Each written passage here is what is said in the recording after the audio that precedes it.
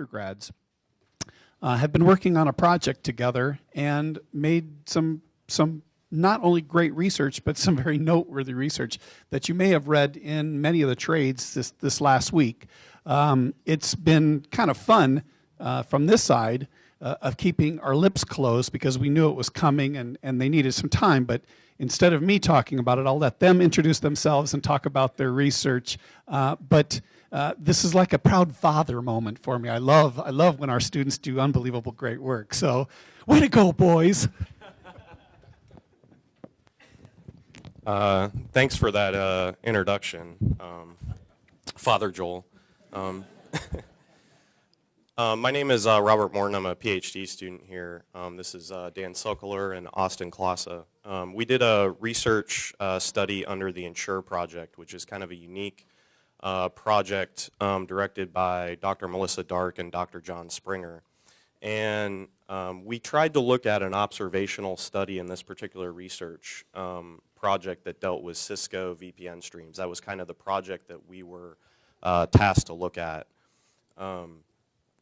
This was an interesting study because it had a lot of ups and downs and kind of different paths. And we found some vulnerabilities that was very surprising to us. So we want to explain a little bit about what we found, how that relates to some of the work we're doing in the future to try to quantify that. So it kind of started out as an observational study to really look at if there's any information leakage from Cisco virtual private networks. As all of you probably know, Cisco virtual private networks are used to connect businesses and organizations worldwide. And so we were trying to look at this particular VPN device to see if there was anything we could learn about it. Could we learn about the private communications that were occurring within the virtual private network? Some of the questions we were trying to answer initially were just some simple W's. You know, what communication occurred? When did the communication take place? Where did the communication take place? Could we actually understand who was communicating and why they were communicating? And we wanted to see where we could answer those questions and if encryption actually helped or the Cisco virtual private network actually leaked information. One of the salient things we saw that was surprising to us is that we believe that Cisco, after it was initiating some of the secure encryption for this Cisco VPN device, is that it was using a new protocol called QUIC, which is developed by Google. QUIC is a protocol that was designed to have equivalent security to TLS and SSL. It was to have encryption, but it was also to reduce latency and essentially make the internet fast again. It does this by reducing connection and transport latency because it uses UDP. And so this was one of the things that was surprising to us that we believed. We didn't understand why they were necessarily using QUIC, and so we had to investigate what QUIC was. What we learned is QUIC and the internet has been transformed over the last 5 years with these kind of new protocols to make things faster. Everybody wants a faster encryption algorithm so that you can, you know, watch Netflix or do video streaming or just make things faster. So we started to learn that QUIC is used in Chrome by over 1 billion users.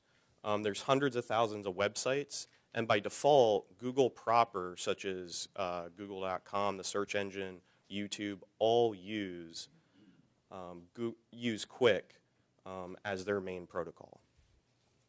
So I wanted to talk and turn it over a little bit to Dan, who's going to tell you about some of our initial findings of trying to answer those W questions. You know, who's communicating, why are they communicating, what information leaked from the QUIC protocol. So knowing that this VPN uses QUIC, we decided to run some different types of traffic through it to see what it did, what information we could get out of it. And so we started with web and FTP traffic. And what we found was that within each different type of traffic, it was very consistent. The packet size was consistent, the sequence of packets was consistent, but across the different types of traffic, there were differences, most notably the packet size. So for web traffic, we found that QUIC was consistently breaking it into sizes of 1392. And for FTP traffic, Quick was consistently breaking it into sizes of 1463. And that allowed us to actually determine what the user was doing. Were they browsing the web? Were they transferring a file? So this is us beginning to determine what the user's doing, their habits, stuff like that. In addition to web and FTP, we ran some IRC traffic through it. So initially we started with just some basic connecting and disconnecting. And what we found was that each connect and disconnect had a pretty specific signature. Sequence of packets, as you can see up here. Typically 2 TLS packets followed by a very specific set of quick packets.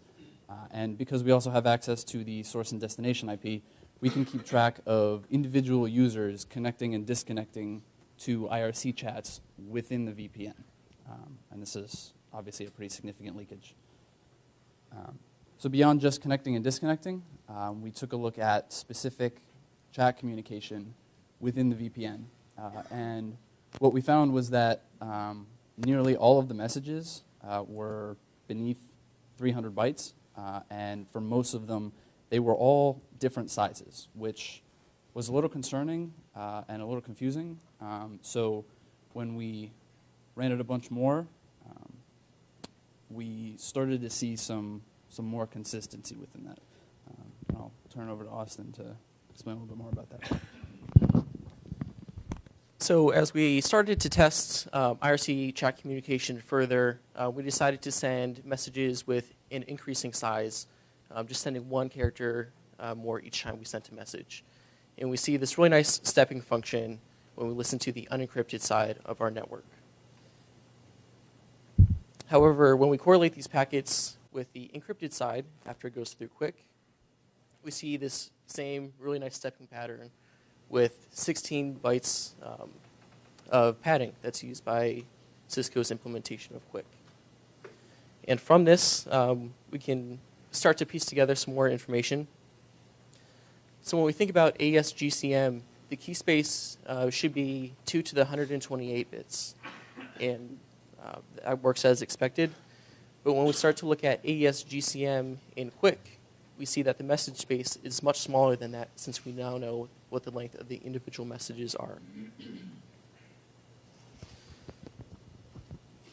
So in our study, we were able to successfully fingerprint web, FTP, and IRC services, look at the number of IRC clients that are connecting and disconnecting in an encrypted Cisco VPN, and we were able to identify individual IRC chat message links. So in conclusion, this unintended consequence of containing packet size loss is that these ordinal patterns start to emerge. And when we start to view these patterns and look at the larger picture, we're able to see that these specific pieces of information start to occur. So with these identification of the IRC message links, it suggests that Quick is more susceptible to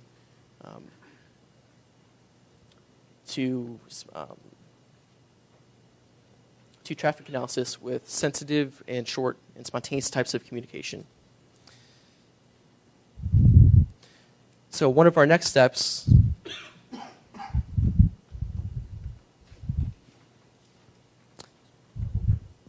Rob will explain this real quick. So I think you're probably wondering, okay, there's some information leakage, what's the big deal? We're learning that there's some web traffic, some FTP traffic, this is not necessarily new. So I want to explain a little bit about a proof of concept exploit we're going to show you of how to bypass authentication in Gmail using the leakage that Quick tells you about particular password links. And I want to talk a little bit about the limitations as well as the adversarial model that we kind of put together as this proof of concept. So the limitation is that Quick actually leaks and tells you the exact length of the password of someone typing in their username and password. So you can start to do a process of elimination of, is it 8 characters? Is it 7 characters? And we're trying to quantify right now with Dr. Blocky and Ben Harsha on what is that actual damage? What is the advantage that you have as an adversary just from leaking the password length? So we came up with an adversarial model. This isn't necessarily going to help you get the most complex password. If you have a very complex password that's 30 characters long, this isn't going to give you much of an adversarial advantage. But we know that the adversary has a lot of information today. There are lots of data breaches occurring. So for instance, the Yahoo data breach, there was 1.7 billion passwords that have been leaked about what people are really using for passwords. So think about the adversary now knows this. Also picture that the adversary is looking to conduct a campaign. The campaign is looking to go after political dissidents or a particular minority religious group. And I want to get into the Gmail accounts of that particular targeted group. This is the adversarial model that we put together. Also, think about the system of Gmail. Let me go over a couple things that Gmail does. Gmail does not lock you out if you put in multiple passwords. It uses a system called CAPTCHA to simply increase usability so it actually tries to see if you're a real human being to kind of delay an online brute force attack. But it never locks you out. It also never emails you if there are multiple online attacks being done in Gmail. So the user never knows if someone's trying to guess 1,000 passwords or 2 passwords or 5 passwords. Also, Gmail does not require complex passwords. The only requirement is between 8 characters and 60 characters. So now when you combine that with leaking what the real length is of a particular password from the quick protocol, if you're sniffing a target network, again, our group that we're targeting is perhaps a political dissident group or a minority religious group that we want to get into those accounts. Can we gain a foothold into some of those accounts? And if we do, could that help our campaign to go after the rest of the users? For instance, if I get into a couple accounts, could I then start spearphishing the other accounts? So the idea isn't about total system compromise, but does it give the adversary enough an advantage to target a group? Our initial results is that we believe we can get in with some password lengths. We can get in using empirical evidence from past password breaches, such as the Yahoo data breach, potentially getting into accounts with a 10% chance. That's quite an advantage for an adversary. And so we're going to show you how we apply this to a real online attack against Gmail as a proof of concept.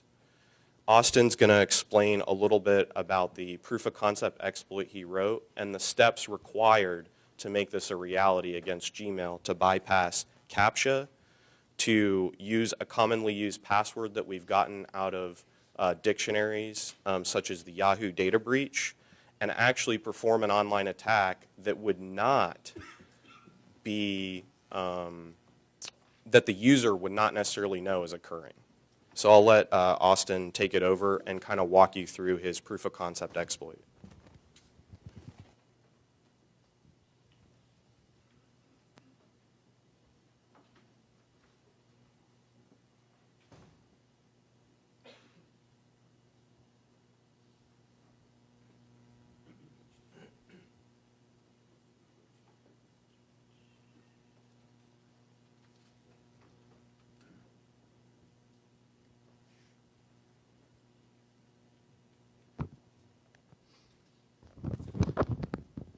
So before I begin, I'll talk about the 3 steps that this proof of concept is showing.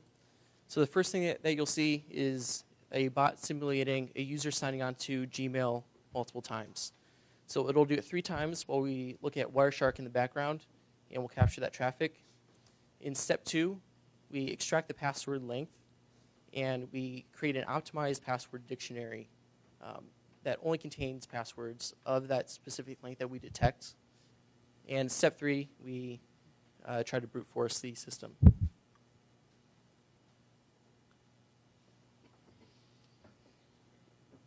So right now it's signing on multiple times, like I said.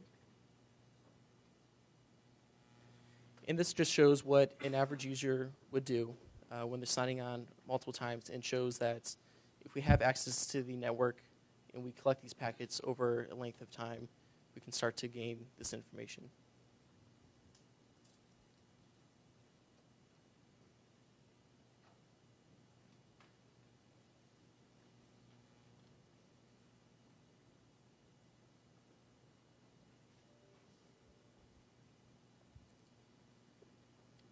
So as this is happening right now, we're running Wireshark in the background, collecting all these packets that are being sent across. And it's right now working on step 2 and detected the length, extracted the password length from those packets. And we're signing on to an anti-captcha service extension that we can use in Chrome to automatically solve the captchas for us. And as it's working right now, it's going to try the passwords in this optimized dictionary. So since we know the length, we have a pretty big advantage, and we can reduce the number of guesses that we need and reduce the cost of getting into the system. And then, as Rob said, we didn't find any sort of rate limiting or anything like that, or any account lockout on the Gmail system after we log in. And the best way to get around this is using two-factor authentication.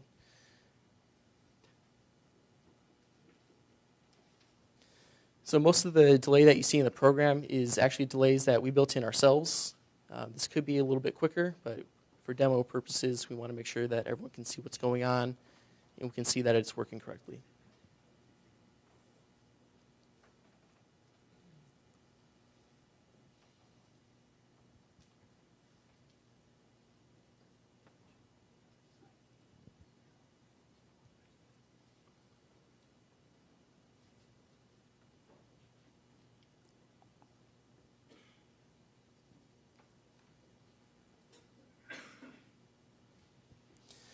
So multiple different types of services could have been used in this case. We just happened to use the Romola service, but others would have worked as well.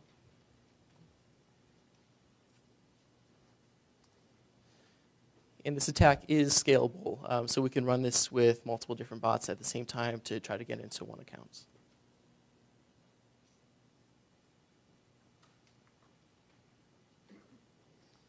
So after it enters the correct password, we can see that we can get access to the Google accounts that we're trying to target. And that includes all their account settings, Gmail, calendar, and all of their Google services that they might use.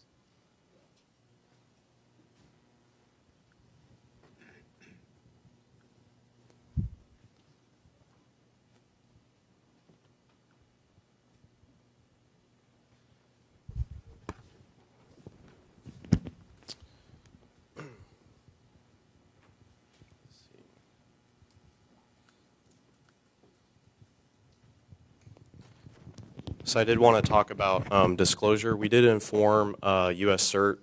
We also informed Google, Apple, Microsoft, and they're looking at particularly ways to look at some of the underlying encryption algorithms that are used in Quick.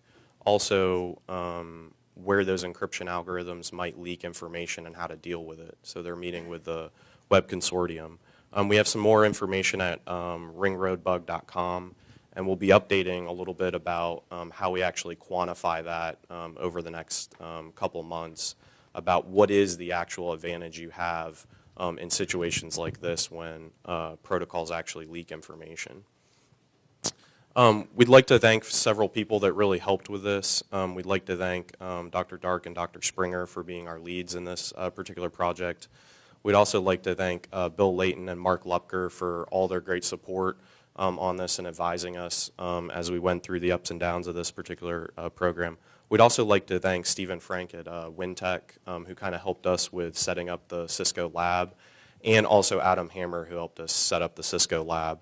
And thanks for Dr. Spafford and Dr. Blocky for making sure that we properly articulated our limitations and our capabilities with this particular exploit.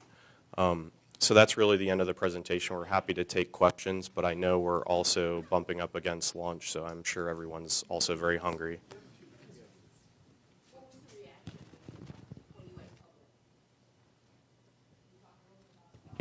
The disclosure? Yeah, so We've gotten some mixed reaction. It's difficult because it deals with a protocol that is used in Chrome. And so there is some discussions at Google in particular about, is this a protocol vulnerability or like a product vulnerability? And of course, that's very important from fixing the problem about which business unit you're using. So they're in discussions about that. Apple initially is looking at trying not to use some of the underlying cipher suites to transmit sensitive data, particularly AES GCM. They're looking at alternatives. I don't think they've come up with what they're going to be using, but I think they're looking at some previous ones like AES CBC HMAC. That's just a potential. I don't think they've made a decision on that. But I also think one thing we've really learned about this is how difficult it is to fix these types of things, to make sure users can still be able to use web browsers, those types of things. So I know that they're bringing this to the Web Consortium to try to see if they can fix it at the HTTP layer in the standards body with HTTP2, where they can actually identify when am I sending sensitive credentials like passwords, and can then I pad and obfuscate their length. That's one potential solution. So there's a number of different areas and discussions that are going on. But because Quick is so pervasive, I don't think it's going to be an easy fix.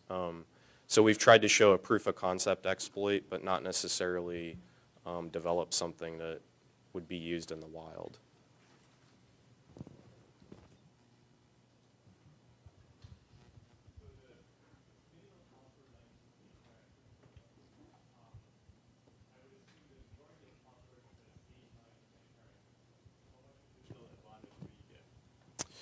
I think we're still going through the initial results. I think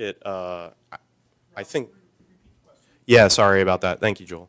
The question was, most people probably use 8 characters, 9 characters, 10 characters for their password. So knowing that, how much of an advantage does that really give you when you leak the length? I think we've quantified initially that it doubles your advantage. And the reason for that is that I now can create an optimized dictionary and do an online attack, where previously I might have to do the passwords of all of those. And so an online attack may not be possible in that particular case. That's different for an offline attack. And that's something we're still quantifying, but I think our initial results are it doubles. So your advantage doubles.